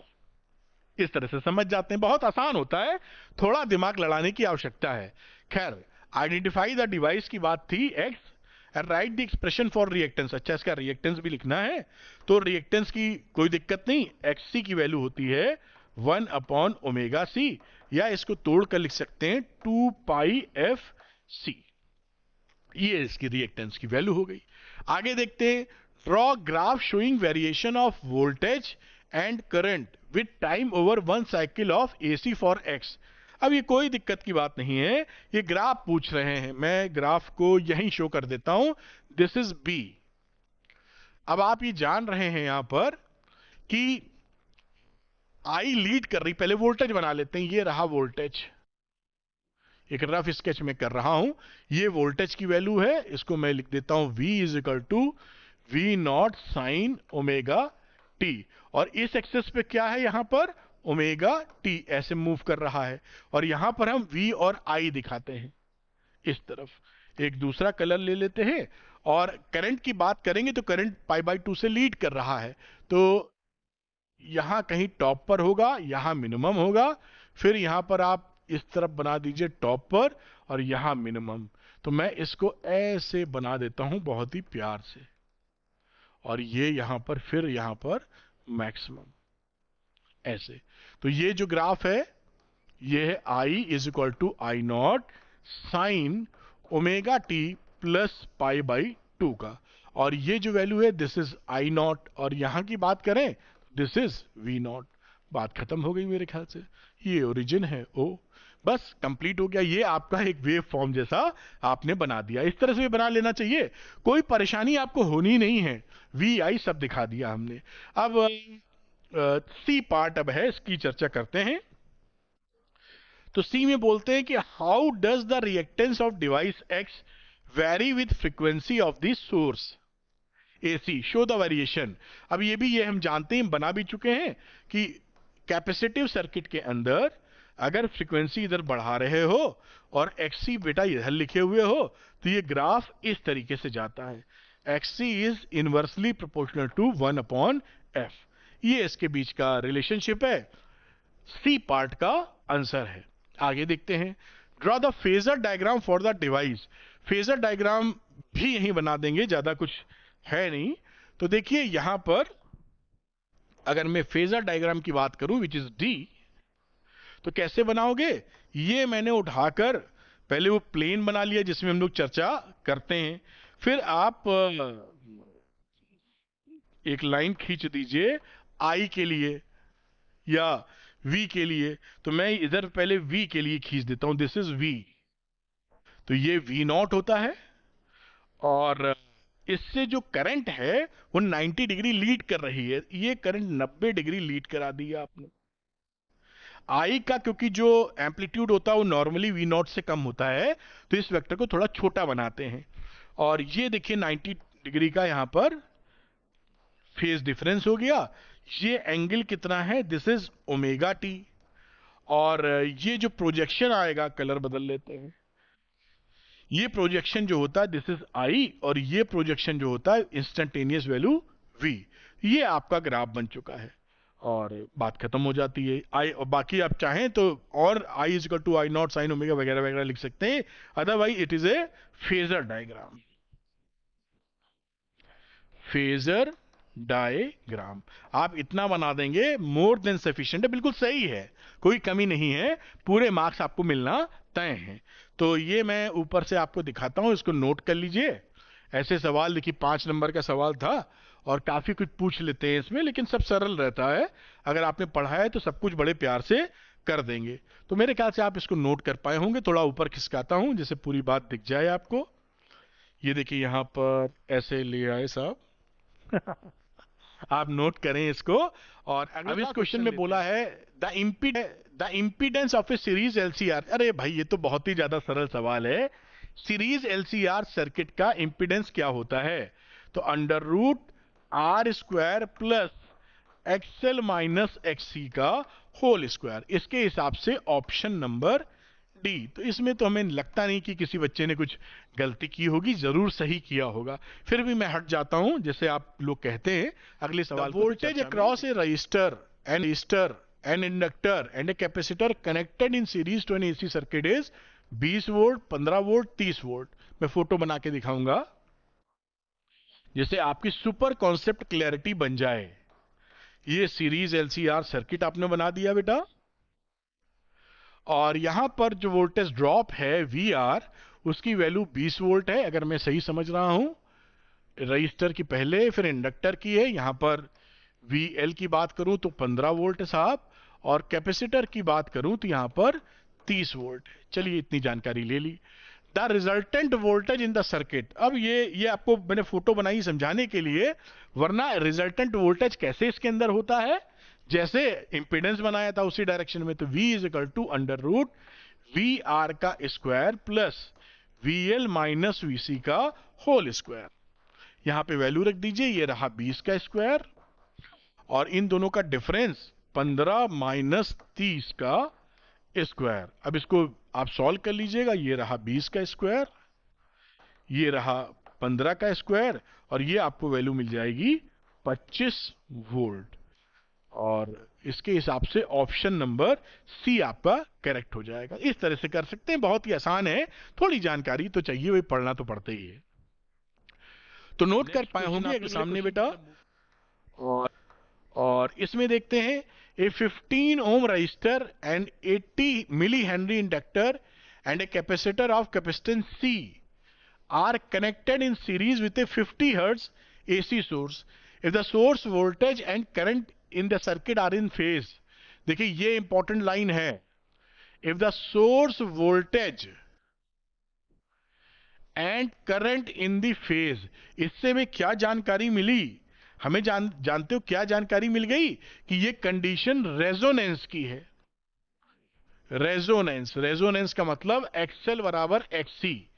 रेजोनेंस कंडीशन में ही जो सीरीज एलसीआर सर्किट होता है उसमें वोल्टेज, सोर्स वोल्टेज और करंट वो एक ही फेज में होती है। E and I series LCR circuit में कब ऐसा होता है? जब रेजोनेंस कंडीशन एक्सएल बराबर एक्सी। ध्यान रखिएगा, मालूम होगा आपको, ऐसी उम्मीद कर रहा हूं, नहीं मालूम तो अभी पकड़ लीजिए मेरी बात। सीरीज एलसीआर सर्किट में अगर सोर्स वोल्टेज ईआरएमएस और करंट एक ही फेज में है, वो कब हो पाएंगी? जब रेजोनेंस हो रहा हो। ठीक है, तो ये रेजोनेंस की कंडीशन है एक्सएल बराबर एक्सी। अब पूछ क्या रहा है? Then the value of capacitance. अब बहुत आसान हो गया, यहां से देखिए एक्सएल बराबर एक्सी का मतलब क्या हुआ? इसका मतलब हुआ 2 पाई एफ एल और ये 1/2 पाई एफ सी। तो सी की वैल्यू अगर हम निकालने जाएं तो 4 pi square F square into L, तो 1/4 इंटू 3.14 का स्क्वायर, और एफ कितना था जहां तक 50 है, 50 का स्क्वायर, और एल कितना है 80 मिली हेनरी। तो यहां लिख देता हूं 80 इंटू 10 की पावर -3। अब इसको आप सॉल्व करेंगे तो यू विल गेट 1.27 इंटू 10 की पावर -4 फेरेड, या लिख दीजिए 127 माइक्रो फेरेड। तो ये आपका आंसर रहा इसका बी। तो इस तरीके से ये कर सकते हैं, लेकिन अगर कोई बच्चा ये पकड़ नहीं पाया, ये क्लू जो मैंने हाईलाइट किया है, तो ये सवाल आप ढूंढते रह जाएंगे, होएगा नहीं। इसलिए छोटी छोटी बातों को पकड़ लीजिए और बिल्कुल मजा लीजिए। खैर, आप इसको समझ पाए होंगे, तो इसको पॉज करें और नोट कर लें। तो लिखा है 300 ohm resistor and capacitor, this one are connected in series to a 200 volt 50 hertz AC source, the current in the circuit is. तो करंट इन द सर्किट जब निकालोगे तो आई आर एम एस की वैल्यू निकालने के लिए V R M S या E R M S upon Z चाहिए। ई आर एम एस तो ये दिया है 200 वोल्ट, ये देखिए ई आर एम एस हमको दे रखा है 200 वोल्ट, जेड हमको नहीं मालूम है। तो जेड के लिए आप यहां पर क्या लगाएंगे? एक तो रेजिस्टेंस है इसमें, और ये कैपेसिटर है, तो आर स्क्वायर प्लस एक्सी का स्क्वायर, एक्सी चाहिए मतलब, यहां पकड़ो इसको। एक्सी की वैल्यू क्या हो जाएगी? ओमेगा सी या 1/2 पाई एफ सी, ये वैल्यू हो गई 1/2 पाई एफ। कितना है? 50 हर्ट्ज, तो 50। और रही बात सी की, सी इज 25/पाई इंटू 10 की पावर -6। अब इसको आप देखिए, सब कैलकुलेट कर डालिएगा, 400 फेरेड आपका आंसर आ गया है। अब z निकाल लेते हैं, यहां पर मैं z की वैल्यू लिखते हैं, तो z is equal to √r, कितना था? 300 ओम, और ये था बेटा 400। ये f कहां लिख दिया मैंने? ये ओम है बेटा, 400 ओम। तो ये 400, तो ये वैल्यू कितनी होगी? 3 4 5, तो ये वैल्यू हो गई 5, कितनी हो जाएगी? 500 हो जाएगी, 500 ओम। अब यहां पर करंट की वैल्यू क्या हुई? आई आर एम एस, जैसा हमने देखा था, E R M S upon Z. ये वैल्यू थी 200 और ये आ गई आपकी 500, तो वैल्यू हो गई 2/5, या लिख दीजिए 0.4 एम्पियर। ये आपका आंसर आ गया। इस तरह से ये सवाल आप कर सकते हैं, और यही सब सवाल आपसे आपके एग्जामिनेशन में पूछे जाएंगे। अगर जो मैं करा रहा हूं इसको समझ कर आप पूरा कर लेंगे, तो मुझे उम्मीद है कि ईश्वर की कृपा रही तो एक नंबर भी गलत नहीं होगा आपका, एक नंबर भी गलत नहीं होगा। बशर्ते आज जो मैं बता रहा हूं ध्यानपूर्वक सुनिए और उसको अपने साथ रख के बाद में रिवाइज भी करिएगा, नोट्स बना लीजिएगा अपने, तो ज्यादा बेहतर होगा। बार बार एक ही वीडियो देखने से कोई लाभ, तो कंफ्यूज हो तो देख सकते हैं, वरना बार बार रिपीट क्यों करेंगे। खैर, इसको आप नोट कर लीजिए, अगली चर्चा करते हैं। बढ़िया सवाल है, इंटरेस्टिंग। लिखा है एक capacitor C, a variable resistor R, ये and a bulb are connected in series to the AC mains in the circuit as shown in the figure. The bulb glows with some brightness. ठीक है भाई, इस mains लगाई है, bulb कुछ glow कर रहा होगा। अब how will the glow of the bulb change? पहला, a dielectric slab is introduced between the plates of the capacitor. Keeping resistance R to be the same. Dielectric slab को पहली में आप यहां इस स्लैब को अंदर घुसेड़ रहे हैं। आप जानते हैं कि जब भी किसी कैपेसिटर में डाइलेक्ट्रिक स्लैब डालते हैं उसका कैपेसिटेंस बढ़ जाता है। तो यहां पर सी की हालचाल क्या है, पहला पार्ट हम कर रहे हैं वो आपका बढ़ जाएगा, मतलब सी डैश नहीं लिखा है, सी विल इंक्रीज। डाइलेक्ट्रिक स्लैब डालोगे तो सी विल इंक्रीज। आप जानते हैं कि जो एक्सी होता है 1/ओमेगा सी होता है, इसलिए एक्सी के साथ क्या होगा, एक्सी विल डिक्रीज, क्योंकि सी नीचे है, सी बढ़ा तो एक्सी घटा, अगर एक्सी घटा तो करंट विल इंक्रीज, और करंट अगर इंक्रीज होगी तो बल्ब की ब्राइटनेस पहले केस में बढ़ जाएगी। बल्ब ब्राइटनेस इंक्रीज लिख देते हैं, बाकी सेंटेंस आप बनाते रहिएगा, ठीक है। दूसरे पार्ट इंपॉर्टेंट है, इन सब बातों को लॉजिकली कॉन्सेप्चुअली समझिएगा। ये कॉन्सेप्चुअल क्वेश्चंस की श्रेणी में आते हैं जो आप 100% कर लेंगे, ऐसा मुझे विश्वास है। खैर, जो मैं समझा रहा हूं इस बेसिस पर, the resistance R is increased keeping the capacitance same. अब आपने क्या किया है, आर को बेटा बढ़ा दिया है, तो ऑब्वियस सी बात है करंट घट जाएगी। If you are increasing resistance I will be decrease. अगर आई डिक्रीज हो गई तो आप समझ पाए कि यहां पर बल्ब की हालत क्या हो जाएगी, bulb brightness will decrease, brightness will decrease,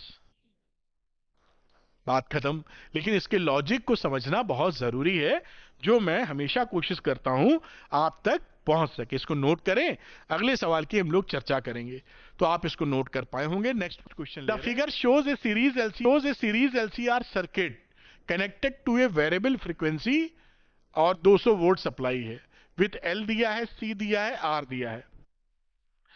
determine the source frequency which drives the circuit in resonance. Resonance कराने के लिए कौन सी फ्रीक्वेंसी चाहिए, तो हम ये जानते हैं, पहले पार्ट का आंसर ओमेगा आर की वैल्यू हो जाएगी 1/√LC।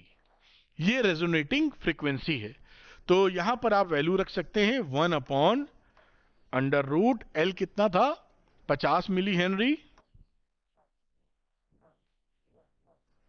फिर रही सी की बात, 80 माइक्रोफेरेड, ये देखिए वैल्यू रख दी। अब इसको आप ओमेगा अगर आप कैलकुलेट करेंगे तो ये वैल्यू कितनी आ जाएगी, 500 रेडियन पर सेकेंड। और इसी से अगर एफ निकालना चाहेंगे आप, जो कि पूछा है क्या, तो एफ निकालेंगे तो इसको 500 से 2 पाई से डिवाइड कर दी गई, ओमेगा आर होता है ना 2 पाई एफ, तो ये वैल्यू कितनी बन जाएगी, करीब करीब 80 हर्ट्ज। ये आंसर आ गया। दूसरी बातचीत देखते हैं कि आगे नेक्स्ट क्वेश्चन क्या पूछा है। द क्वालिटी फैक्टर के नाम पे फॉर्मूला ही याद रखिए, बस वही लगाने को आता है, तो इधर ही कर देता हूं। Q की वैल्यू कितनी होती है, 1/R√L/C, इसे बोलते हो आप क्वालिटी फैक्टर, Q याद कर लीजिए। और ये वैल्यू हो जाएगी 1/R, तो 1/R कितना है, 40 है जहां तक। √L की बात की तो 50 10⁻³ और C है 80 × 10⁻⁻6। अब इसको आप सॉल्व करेंगे तो आ जाएगा 0.625, ये आपका आंसर आ गया। तो इसको आप बड़े आसानी से कर सकते हैं। अगले क्वेश्चन की तरफ बढ़ेंगे, इसको आप नोट कर लीजिए। अगले क्वेश्चन पे है, find the value of the phase difference between the current and the voltage. Current और वोल्टेज में हमको फेज डिफरेंस निकालने का है। In the series LCR circuit shown below, which one leads in phase, कौन लीड कर रहा है, इसकी भी जानकारी हमको लेनी है, करंट या वोल्टेज। तो देखिए यहां पर सबसे पहली बात, हम एक्सेल आप पढ़े होंगे, आप एक्सेल और एक्सी निकालेंगे। जो बड़ा आएगा वही डोमिनेंट सर्किट होता है। अगर एक्सेल बड़ा आ गया तो ये इंडक्टिव की तरह बिहेव करेगा। इंडक्टिव की तरह मतलब वोल्टेज लीड करेगा करंट को। अगर एक्सी बड़ा आ गया तो कैपेसिटिव सर्किट का डोमिनेंस होगा, यानी करंट लीड करेगी वोल्टेज को। तो पहले हम चेक करने की कोशिश करेंगे एक्सएल एक्सी की कहानी। खैर, ये जो इक्वेशन दी है पहले हम इसको कंपेयर कर लेते हैं। V is equal to V naught sine omega T plus Y से।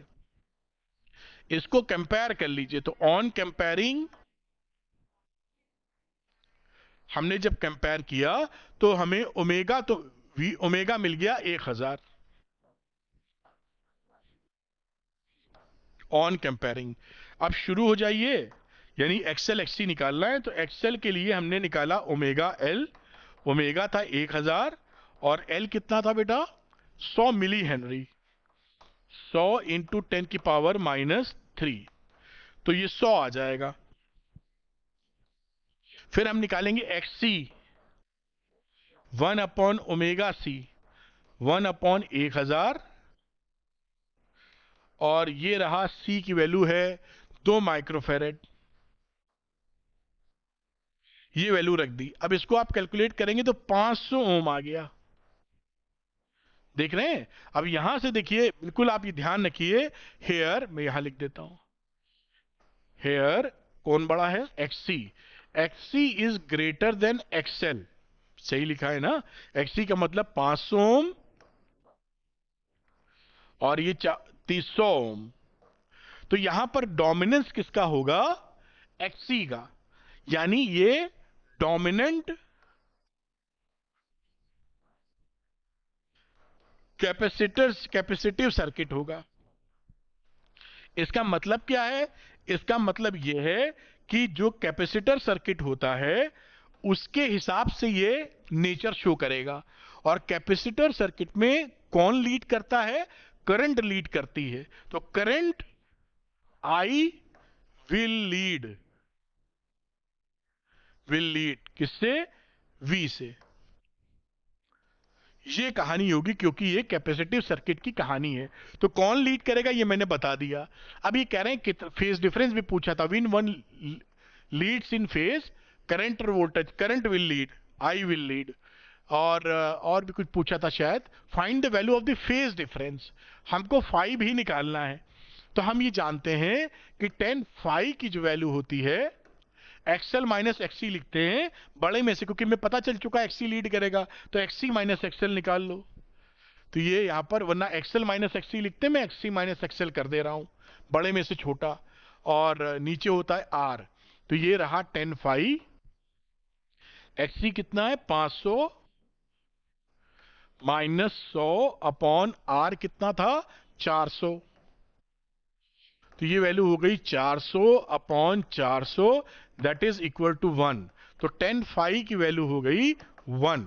यानी फाई कितना हो गया? 45 डिग्री। यानी जो करंट, यानी फाइनल आंसर आप पूरा लिखना चाहें तो क्या लिख सकते हैं कि current I will lead V by phase angle कितना था? 45 या पाई बाई 4। ये 45 का मतलब पाई बाई 4। तो ये आपका पूरा स्टेटमेंट समझ में आ गया आपको कि इसमें क्या हुआ है। ये सारे छोटे छोटे जो कॉन्सेप्ट्स हैं सब जुड़ते रहते हैं। अगर किसी बच्चे ने ध्यानपूर्वक इन कॉन्सेप्ट्स को नहीं पढ़ा है तो किसी भी सवाल में फंस सकता है। और जिसने छोटे छोटे कॉन्सेप्ट क्लियर कर रखे हैं उसके लिए कैसा भी सवाल बन जाए, यहां बने या आगे आप कई सारे एग्जामिनेशंस देने वाले हैं, सब में आप फ्लाइंग कलर्स में निकल के आएंगे।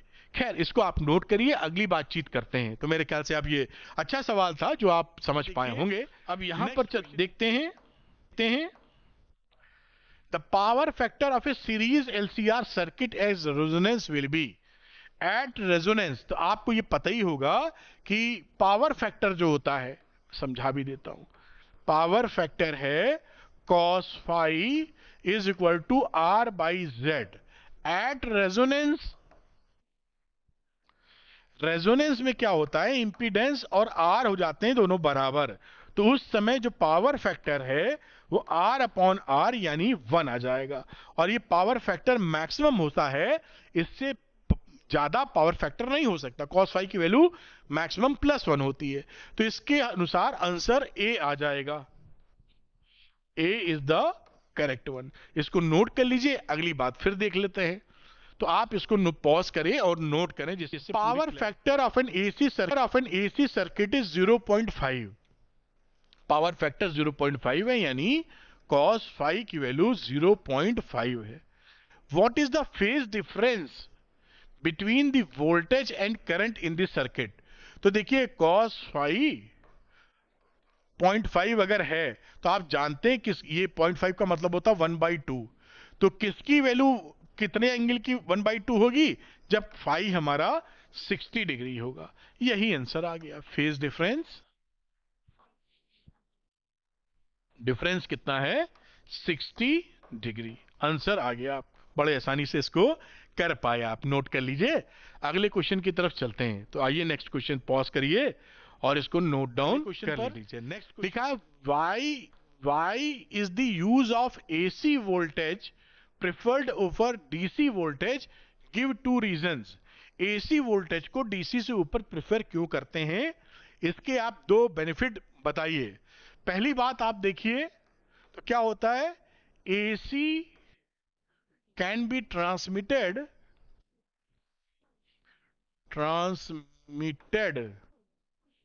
With lower energy losses.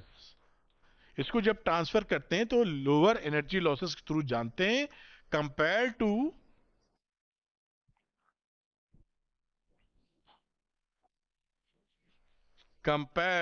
To DC. यानी जब इसका ट्रांसमिशन आप करेंगे तो इसकी वैल्यू कम लॉस होता है, पावर लॉस। दूसरा क्या है, इसको हम इनके वोल्टेज को एडजस्ट कर सकते हैं, ट्रांसफार्मर यूज करते हैं ना, तो AC voltage can be adjusted. मतलब क्या रहा, स्टेप अप और स्टेप डाउन, या फिर लिख दीजिए इंक्रीज और decrease as per requirement, as per our requirement. तो ये बड़ा एडवांटेज है भाई। ये चीज अगर ना होती तो ट्रांसफार्मर काम ही ना कर पाते, या हम इतनी लॉन्ग डिस्टेंस तक भेज ही ना पाते। तो एसी को लॉन्ग डिस्टेंस तक भेजा जा सकता है, लॉन्ग ट्रांसमिशन किया जा सकता है। डीसी का लॉन्ग ट्रांसमिशन पॉसिबल नहीं है। तारों में जब फ्लो करेगी तो वहीं पर वो पावर लॉस कर देगी। इसको नोट कर लें। अगले क्वेश्चन की तरफ चलते हैं। लिखा है, without making any other change, ठीक है, find the value of the additional capacitor C1 to be connected in parallel with the capacitor C। अच्छा, इसके पैरेलल हम एक कैपेसिटर लगाना चाहते हैं यहां पर ऐसे, ठीक है, with the capacitor C in order to make the power factor of the circuit unity। देखिए, पावर फैक्टर यूनिटी कहने का मतलब क्या है? पावर फैक्टर यूनिटी कहने का मतलब है cos phi R by Z होता है। इसको कह रहे हैं एक कर दो। एक करने का मतलब है Z बराबर R कर दो। ये कब होता है? Eight resonance. तो हम फिर ये समझ गए कि सीरीज LCR सर्किट में ये चाह रहा है कि हम रेजोनेंस कर दें। रेजोनेंस करने का मतलब क्या है? XL बराबर XC। ये इससे बात निकल आई कि रेजोनेंस जब होगा तो ये कंडीशन होएगी ही होएगी। अब देख लेते हैं, यहां पर हम निकालते हैं XL, ये XC, इन दोनों का मिला के और दोनों को सेट कर देंगे। तो ये बातचीत की जाए तो XL की वैल्यू होती है ओमेगा L, और XC के लिए जब आप लिखोगे तो ओमेगा C डैश लिखोगे, क्योंकि इन दोनों का मिला के C, ये पैरेलल कॉम्बिनेशन में है। तो C डैश कितना हो जाएगा? C1 plus C2। तो C प्लस C1, मेरे ख्याल से बात को हजम कर पाए होंगे आप। तो यहां पर मैं ये लिख सकता हूं 1 अपॉन ओमेगा C डैश की जगह C प्लस C1। अब ये दोनों होने हैं बराबर पावर फैक्टर यूनिटी करने के लिए। तो ओमेगा L एक्सएल ये दे ही रखा है 100 मिली हेनरी, तो मैं यहां पर लिख सकता हूं 100 मिली हेनरी ये तो एल दिया भैया, ये ओमेगा लिख दो, ओमेगा यहां से मिल गया, देखो इससे आप कंपेयर कर दो, v is equal to V naught sine omega T plus 5। तो ओमेगा कितना है 1000। अब इसका इस्तेमाल हम यहां करेंगे, दिस इज ओमेगा एल बराबर 1 upon omega C plus C1। तो बेटा यहां पर वैल्यू रख देते हैं, तो देखिए ओमेगा की वैल्यू हो गई 1000, यहां से निकाली है, और एल की वैल्यू हो गई 100 मिली हेनरी, यहां पर आ गए 1000। सी की वैल्यू है 2 माइक्रोफेरेड, तो 2 इंटू 10 की पावर -6, और ये C1 हमको अभी पता नहीं है, इसको हम लोग कैलकुलेट करेंगे यहां पर। तो ये देखिए आ जाएगा 100, 3 जीरो खा जाएगा ये, और ये रहा 1 अपॉन 1000 एंड 2 इंटू 10 की पावर -6 प्लस C1। तो 2 इंटू 10 की power -6 plus C1 is equal to 1 upon 3 10 की पावर 5। और इसको लिखना चाहें तो हम क्या लिख सकते हैं, 10 की पावर -5। थोड़ा सा कैलकुलेशन और कर लेते हैं। अब देखिए यहां पर ये C1 की वैल्यू कितनी आ गई, 10 की पावर -5 माइनस 2 इंटू 10 की पावर -6। इसको देखिए कैलकुलेट करने के लिए क्या लिख लेंगे, 10 की पावर -6 लगा देते हैं, तो इसको लिख सकते हैं 110 इंटू 10 की पावर -6। इसको जैसे घटा पाए इतना तो आप, उम्मीद है आप कर लेंगे भाई। ये ऑर्डर बराबर करने के लिए इसको लिख सकते हो 10 इंटू 10 की पावर -6, और ये हो गया 2 इंटू 10 की पावर -6। अब यहां पर 10 की पावर -6 ले लो कॉमन, तो 10 माइनस 2 यानी कि 8, 8 इंटू 10 की पावर -6 फेरेड, या 8 माइक्रोफेरेड आपका आंसर आ गया। तो आप अगर इसके पैरेलल में, इस कैपेसिटर के पैरेलल में 8 माइक्रोफेरेड का अगर कैपेसिटेंस लगा दोगे, तो ये क्या हो जाएगा, पावर फैक्टर यूनिटी हो जाएगा, यानी ये रेजोनेंस में आ जाएगा। तो ये आप इसको देख लीजिए, और ये सारे सवाल इंटरेस्टिंग होते हैं क्योंकि इसके अंदर जो मैसेज होता है वो थोड़ा घुमा के होता है, जैसा मैंने आपको समझाया यहाँ पर कि ये कहानी क्या थी और कैसे आप निकालेंगे। तो इसको नोट करें, अगला सवाल लेते हैं। मैं थोड़ा ऊपर कर देता हूं, तो ये इसको मैं थोड़ा ऊपर ले जाता हूं जैसे पूरी बात आपको दिख जाए, और नेक्स्ट क्वेश्चन आगे लेते हैं, मेरे ख्याल से आप इसको नोट कर पाए। तो ये रहा, the core of a transformer is laminated to reduce the effect of. जो ट्रांसफार्मर का कोर होता है, ये जो कोर होता है ना इस तरह बना होता है, आपने देखा होगा ट्रांसफार्मर की फोटो, ये ऐसे ऐसे कोर बने होते हैं। ये जो कोर है ये क्या होता है, इसको लैमिनेट किया जाता है, सॉफ्ट आयरन कोर को लैमिनेट करते हैं। क्यों करते हैं, क्योंकि एडी करंट्स हम चाहते हैं कम से कम बने। इसको बेसिकली हम लोग वार्निश में डुबो के निकाल लेते हैं, जिससे इंसुलेशन हो जाता है। तो ये इसका आंसर है D, to reduce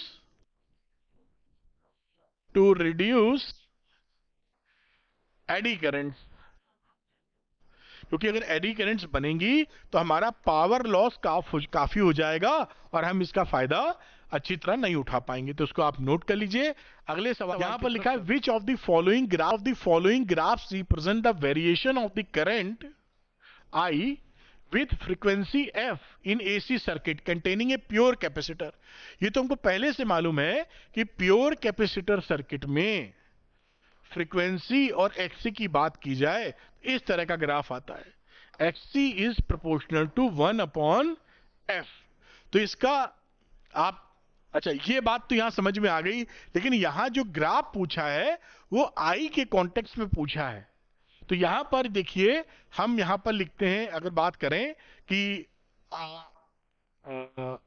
V is equal to I X C, है ना, और I को लेके चलें तो V अपॉन एक्स सी, हमें ग्राफ चाहिए फ्रीक्वेंसी में। I is equal to V और एक्स सी की वैल्यू 1 अपॉन 2 पाई एफ सी।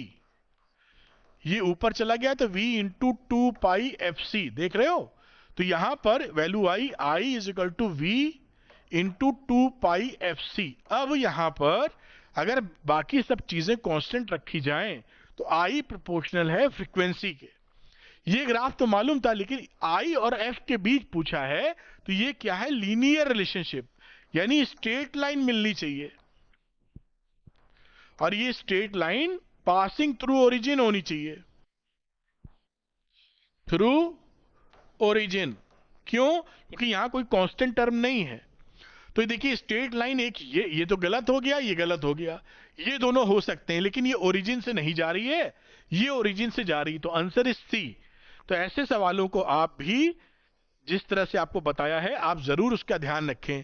आप इक्वेशन जानते हो ना स्ट्रेट लाइन की, y is equal to M X plus C, और जब ये y इज इक्वल टू केवल mx होता है, तो ये स्ट्रेट लाइन होती है, ओरिजिन से जाती है, इसमें i is equal to plus C वाला टर्म नहीं है, तो ये स्ट्रेट लाइन है, ओरिजिन से जा रही है, इसलिए ऐसा ग्राफ बना। उम्मीद है समझ पाए होगे। इसको नोट करिए, अगले सवाल की तरफ आपको ले चलता हूं। तो ये आप नोट कर पाए होंगे, पॉज कर ले और नोट कर ले। नेक्स्ट क्वेश्चन आगे मूव कर। 20 volt AC is applied to a circuit consisting of a resistance and a coil with negligible resistance. If the voltage across the resistance is 12 volt, the voltage across the coil का मतलब inductor है। तो आप जानते हैं जब भी कहीं पर रेजिस्टेंस या इंडक्टर का मामला हो, इसमें जो अप्लाइड वोल्टेज से इनका रिलेशन होता है, ये जो V आप बोलेंगे, इसे VR बोल दें, इसे VL बोल दें, तो इसमें रिलेशनशिप होती है V is equal to VR का स्क्वायर प्लस VL का स्क्वायर। अब इसी को थोड़ा सा और आगे फैलाने की कोशिश करें, तो 20 वोल्ट AC अप्लाई की गई है, ये 20 वोल्ट AC अप्लाई की गई है, 12 वोल्ट ये है, तो वोल्टेज अक्रॉस कॉइल तो यहीं से निकल आएगा, कोई दिक्कत नहीं है। तो V का मतलब हो गया आपको 20, तो 20 is equal to under root VR कितना, 12 का स्क्वायर, और बचा VL का स्क्वायर, इधर कर दो तो ये आ जाएगा 400, 144 VL का स्क्वायर, तो VL का स्क्वायर हो गया 400 में 144 घटा दीजिए, तो ये बच जाएगा आपका 256। तो VL की वैल्यू कितनी हो गई बेटा, 16। Answer is a is the correct one. इस तरह से निकल आएगा, बहुत ही आसान सवाल है, शांति से कर सकते हैं। आइए अगला, इसको पॉज कीजिए और इसको नोट डाउन कर लीजिए। नेक्स्ट क्वेश्चन पीवाईक्यूज का आखिरी क्वेश्चन है, और ऐसे क्वेश्चन जो मैंने करवाए आप करेंगे, सारी वैरायटी के जो आपसे पूछे गए हैं, जबरदस्त परफॉर्मेंस आपको मिलेगी। तो लिखा है, a power transmission line feeds input power 2300 volt to a step down transformer with its primary windings having 4000 turns. The number of turns in the secondary in order to get output power 230 volt at 230 volt. तो हम ये जानते हैं कि voltage की बात करें तो VI अपॉन VO, इसकी वैल्यू हो जाएगी NP upon NS, primary upon secondary. ये VI VO की जगह आप इनपुट पावर की बात कर सकते हैं, EI अपॉन EO। अब यहां पर देखिए क्या है, EI कितना है, 2300 वोल्ट, ये वोल्टेज ही ले लीजिए 2300, और 230 पे आउटपुट देना है। प्राइमरी में कितना रहा, 4000 वाइंडिंग्स थी, और NS में कितनी निकालनी है, वो NS लिख दीजिए। NS की कितनी आ गई, 2300 अपॉन 230, गलत लिख दिया, इसको इधर लेंगे तो ये हो जाएगा 4000 अपॉन 2300 इंटू 230, तो ये काटोगे आ जाएगा 10, यानी 400। तो आंसर कितना आना चाहिए, 400 turns, which is option number C. तो ये ऑप्शन नंबर सी सही हो गया। इस तरह से देखिए, जो भी पीवाईक्यूज जितनी वैरायटी के मुझे दिखे, सब मैंने कवर किया। अगर आप इसको अच्छी तरीके से लगाते हैं तो आपका एक सवाल भी गलत नहीं होने वाला। तो इसको आप नोट कर लीजिए, चैप्टर PYQs की कहानी खत्म होती है, तो ये आप नोट करें। तो उम्मीद है बच्चों आपने नोट किया होगा। अगर अरविंद सर की मेहनत आपको पॉजिटिव लगती है, आपके लिए सपोर्टिव लगती है, तो वीडियो को लाइक और शेयर जरूर कीजिएगा और अरविंद एकेडमी चैनल को सब्सक्राइब करना मत भूलिएगा। यहां पर मैं आपके लिए जो वीडियो बनाता हूं वो फिजिक्स डिटेल्ड वर्जन में, यानी सब कुछ पढ़ाऊंगा, कुछ छोड़ूंगा नहीं, और आसान तरीके से पढ़ाऊंगा। इसके लिए अरविंद एकेडमी चैनल आपके प्रयासरत है और आपको सपोर्ट करने के लिए लगा है। तो आपका एक मोटिवेटिंग कमेंट मुझे मोटिवेट करेगा और अच्छे वीडियो बनाने के लिए। तो आपको अगर ये वीडियो पसंद आया है तो कमेंट जरूर कीजिएगा, जिससे मुझे ये पता चले कि मैं राइट डायरेक्शन में काम कर रहा हूं और बढ़िया और सरल वीडियो आपके लिए बनाऊं। अरविंद एकेडमी चैनल को सब्सक्राइब कीजिए, ऐसे ही फिजिक्स के टॉप क्वालिटी कंटेंट आपको मिलते रहेंगे। और पसंद ज्यादा आ जाए तो अपने किसी एक दोस्त के साथ कम से कम शेयर कर दीजिएगा। Thank you very much, wish you all the best.